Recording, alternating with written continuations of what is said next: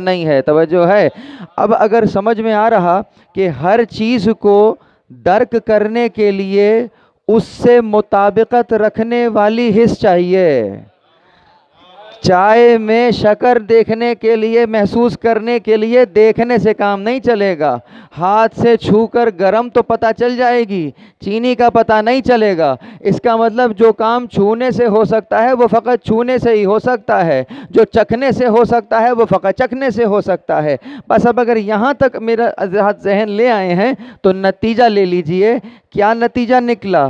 کہ جیسی شے ہے اگر ویسی حس ہے تو پتہ چلے گا کہ یہ شے کیا ہے.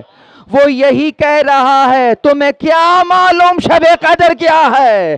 ابھی شب قدر کو محسوس کرنے کے لیے وہ حس بیدار ہے یا نہیں ہے، وگرنہ اس طرح کی نہ جانے کتنی راتیں آ کر گزر جائیں گی، معلوم ہی نہیں چلے گا تمہیں معلوم کیا ہے شب قدر کیا ہے.